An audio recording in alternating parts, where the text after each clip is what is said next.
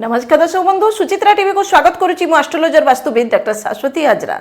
दर्शक बंधु आज आम आलोचना करवा आग को आसूची बृहस्पति चलन 14 मे 2025 मसीह बृहस्पति तांकर शुक्रंकर राशि आपणकर वृष राशि को त्याग करी बुधंकर राशि मिथुन राशि को प्रवेश करुछंती, जहाद्वारा कि निश्चिंत भाव में आपणकर 12टी राशि 27टी नक्षत्र उपरे यार विभिन्न प्रकार प्रभाव पड़िबो। तेबे कौन रही तार प्रभाव मेष राशि रु मीन राशि पर्यंत तेबे यही मैटर आम आज जानिबा। तेबे दर्शक बंधु आमर कार्यक्रम तो आम निश्चिंत भाव आरंभ करुचु। ता पूर्व गोटे अनुरोध, जो मैंने आमर ये कार्यक्रम को देखुंत दयाकोरी या लाइक करूँ एवं चैनल को जदि सब्सक्राइब करना आज ही सब्सक्राइब कर दिंतु एवं आम कार्यक्रम को शेयर करूँ, जहाद्वारा कि आपणकर विभिन्न राशि व्यक्तिविशेष मैंने यदि थे से जानीपारे आपणकर राशि में कि प्रकार फल नहीं आसुँच देवगुरु बृहस्पति। देवगुरु बृहस्पति नजर आपणकर सब बेले देखिथिबे दृष्टि जोटा कुआ जाए तो आपणकर निजर जन्म राशि ठारू पंचम क्षेत्र को सप्तम क्षेत्र को एवं नवम क्षेत्र को दृष्टिटा पकई थांती।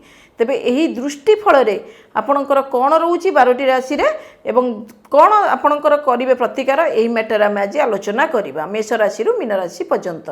तेबे सर्वप्रथम आसंतु जानिबा मेष राशि रे बृहस्पति चलन 2025 आपणकर की फल नै कि आसुची।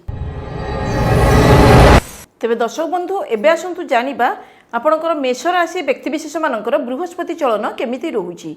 तेबे दर्शक बंधु मु गोटे आगु गोटे आ गोटे कथा कहूँ जितेबेले को बृहस्पति आपणकर जो घरे बसी थांती सेई घरे आपणकर एते शुभ फल दियंती नाही, मात्र बृहस्पतिंकर दृष्टि जो जगार पड़े से जगह को बृहस्पति निश्चिंत भाव में शुभ दृष्टि दे थांती।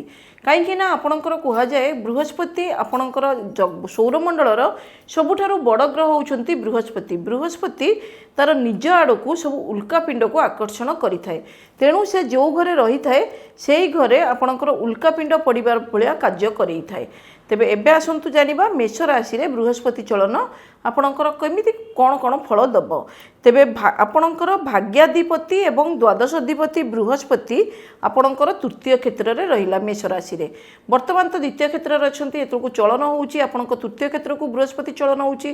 तृतीय बृहस्पति आपणकर भातृ भगिनीଙ୍କ सहित सामान्य मनांतर मतांतर करेइबार संभावना जोग किंबा भातृ भगिनीଙ୍କର शारीरिक असुस्थता जोग देखा देबार संभावना जोग रही। एवं बृहस्पति आउ गोटे कथा दर्शक बंधु एबे जो बृहस्पति चलन होउची तार 4-5 दिन भितर आपणकर राहुंकर चलन मध्य होउची, तेणु बृहस्पतिंक दृष्टि रे आपणकर राहुंकर स्थिति मध्य रहिबो, राहुंकर दृष्टि रे मध्य बृहस्पति रहिबे। तेणु ए चलनटा जो रोहुची आपणकर बृहस्पति चलन केयरफुली समस्ते मध्य एथिरे चलिबा को अनुरोध। एवं बृहस्पति तृतीय क्षेत्र रे रही कि तार सप्तम को पकाउची आपणकर पंचम दृष्टिटा जो रोची तार सप्तम क्षेत्र को पकाउची। जो माने बिजनेस पर्सन अछंती, जो माने आपणकर व्यवसाय रु रोजगार करूछंती, आर्थिक उपार्जनर माध्यम होउची व्यवसाय, से माने व्यवसाय रे एथर टिके केयरफुली रहिबे। एवं व्यवसायिक क्षेत्र रे आपणकर हठात उपरे कोनोसी बेसी इन्वेस्टमेंट करिवे नाही। आपणकर जो माने कथा कहिकी रोजगार करछंती तांको पई तो निश्चिंत भाव में भल रही, किंतु बेसी इन्वेस्टमेंट आपणकर जदि ए व्यवसायिक क्षेत्र रे यदि करूछंती सेटा आपणको पई प्रॉब्लम हे जाई पारे।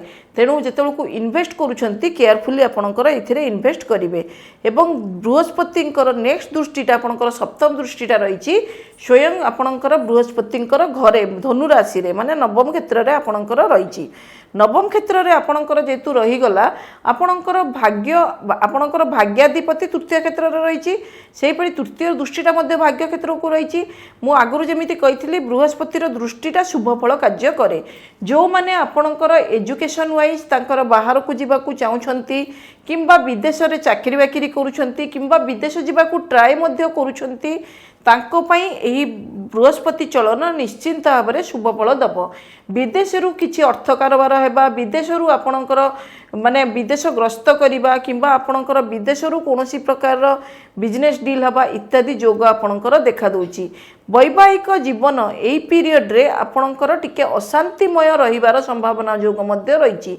वैवाहिक जीवन अशांतिमय कहीं हम आपणकर देखूँ बृहस्पति हेतु सप्तम को दृष्टि रोचे आपणकर बृहस्पति सप्तम को दृष्टि रही जेतु आपणकर बृहस्पति होती आपणकर विवाह स्थिरता कारक ग्रह मध्य तेणु आपणकर ये जो ये पीरियडटा आपणकर जेतु राहुंकर मध्य बृहस्पति राहु को मध्य दृष्टि दौची से आपणकर वैवाहिक जीवन में सामान्य तिक्तता मध्य आपणकर अनुभूति हेबार संभावना योग रही तेणु विवाह क्षेत्र जो मानकर विवाह हो पारि नाही विवाह आपणकर यही जो बृहस्पति चलन पीरियड रे गुरु शुद्धि रोना आपणकर गुरु मात्र आपणकर जिते को बृहस्पति कर्कट राशि को किछि दिन पाई आसुचंती सेही माने आपणकर अक्टोबर मासरू डिसेम्बर 4 तारिख पर्यंत सेही पीरियड रे आपणकर जो मानकर विवाह उपयोगी अछंती विवाह करिया को चाहुचंती तांकर विवाह हबार स्थिरता जोग देखा दउची।